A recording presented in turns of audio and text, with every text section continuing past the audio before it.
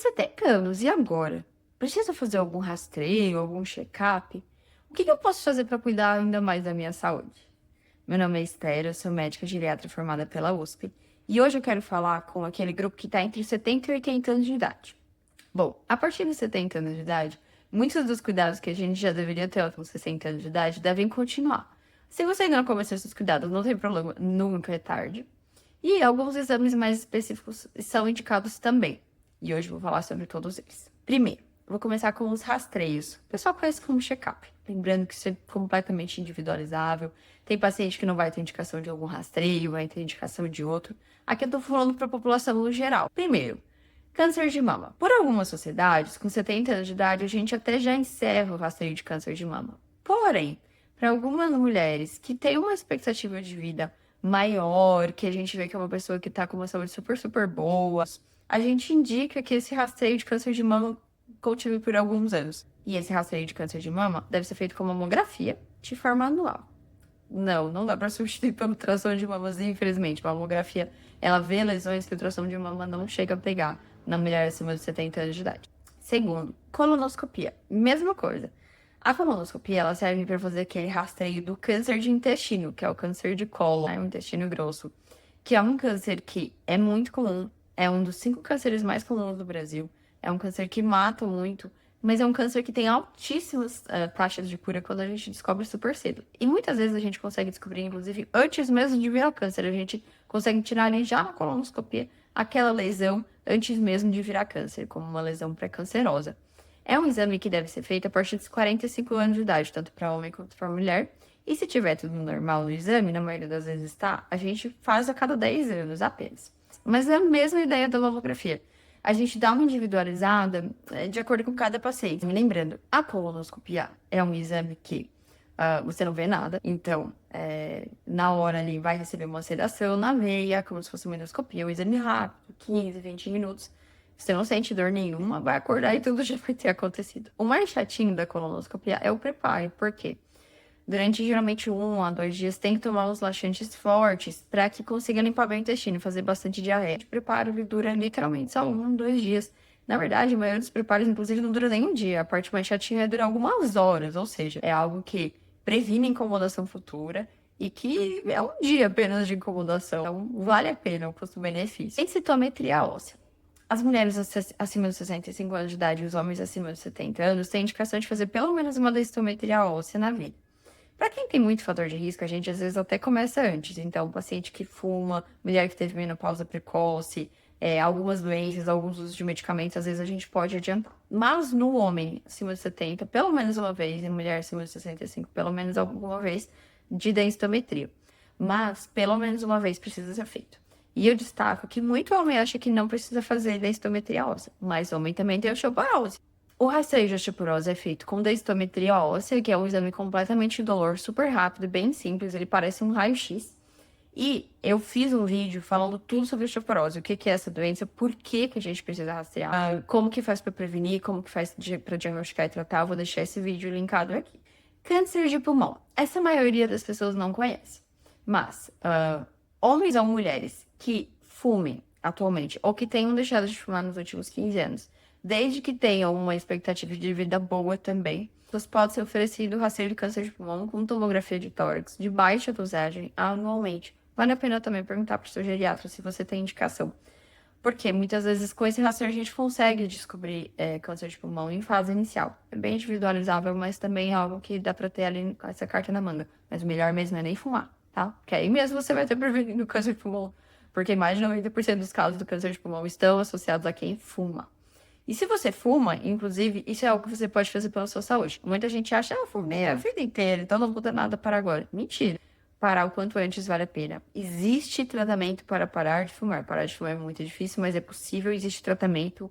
Muita gente consegue parar mesmo com 70, 80 anos de idade. Então, vale a pena procurar um médico pneumologista, que é especialista no pulmão, que ele consegue ajudar nessa parte do tratamento, e o geriatra também. Rastreio de pressão alta, que é a hipertensão arterial, de colesterol alto e de diabetes, que é feito com exames de sangue de pressão alta medindo a pressão, também deve ser feito, no geral, anualmente, todos os anos. A atividade física. Muita gente pensa, nunca fiz, não vai ser agora que eu vou fazer. Gente, atividade física, sim, mesmo começada após os 70 anos de idade, traz grandes benefícios. Por quê? Atividade, a gente tem principalmente ali dois tipos de atividade física. Também tem atividade física de equilíbrio, mas os principais são o aeróbico e o treino resistido. A atividade física aeróbica é aquela que ajuda o coração, né? Então, previne infarto, previne AVC. Eu tenho certeza que você não quer ter nenhuma dessas duas doenças. Então, a atividade física aeróbica é aquela que faz cansar, né? Que treina o coração. Então, caminhada, corrida, andar de bicicleta, natação, dança, tudo que faz cansar, assim, que faz suar. A gente deve fazer pelo menos 150 minutos de atividade física aeróbica, quando ela é leve e moderada, por semana, ou 75 minutos de atividade intensa.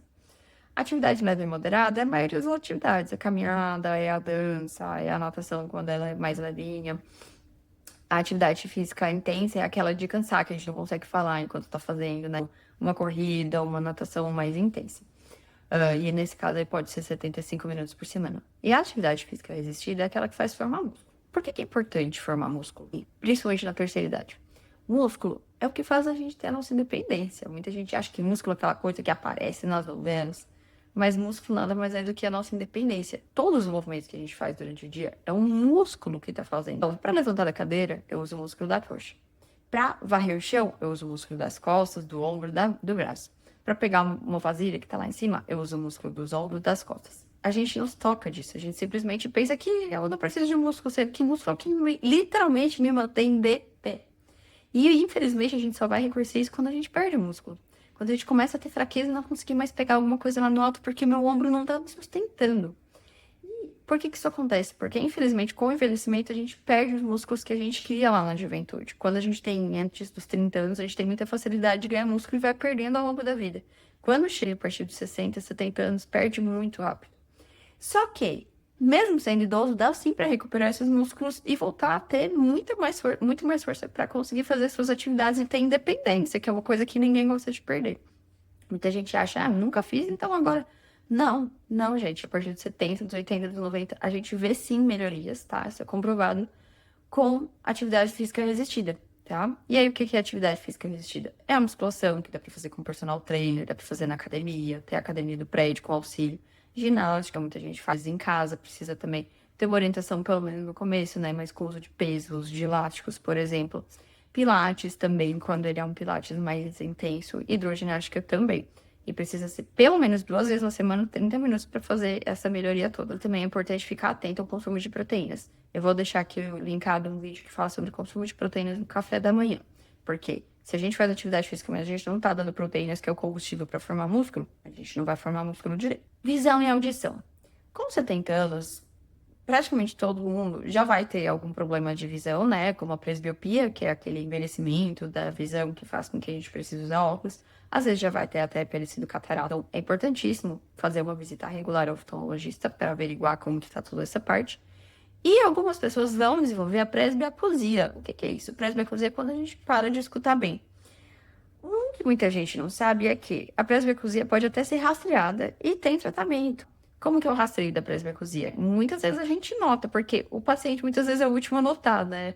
Porque o que acontece? Ele diminui a audição e as outras pessoas sabendo disso começam a falar mais alto com ele. Ele aumenta o volume da televisão, isso tudo é sinal de alerta, tá? Para procurar o otorrinolaringologista, que é o médico que cuida dessa parte de audição.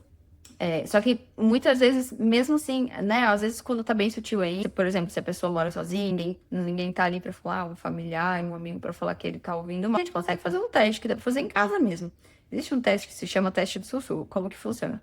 A gente posiciona a nossa boca a cerca de 30 centímetros, mais ou menos essa distância aqui do ouvido da pessoa, sem ela ver meu lábio, pra ela não fazer leitura labial. E eu faço isso dos dois lados. E eu sussurro uma pergunta, tem que sussurrar. Por exemplo, qual a sua idade? Qual o seu nome? Eu sussurro, tá? Qual a sua idade? Qual o seu nome? De cada lado. E aí a pessoa, pode ser qualquer pergunta, a pessoa vai responder, né? Porque é pra ela ouvir.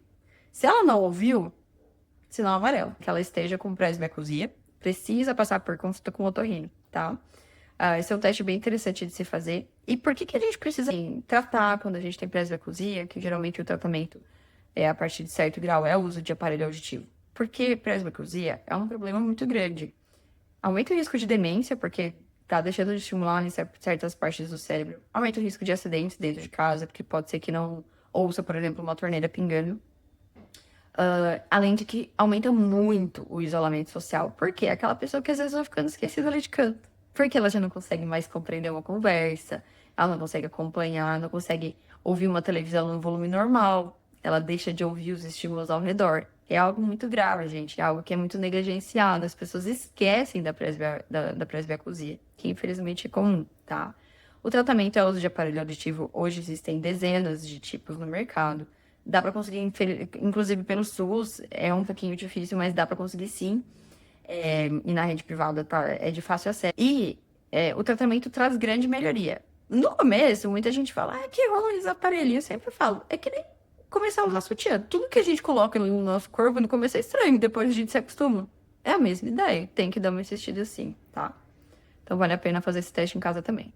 E outras duas coisas que vale a pena ficar de olho é a alimentação e o sono, tá? Alimentação e sono também são formas de prevenir as doenças, são as principais formas, inclusive, junto com a atividade física.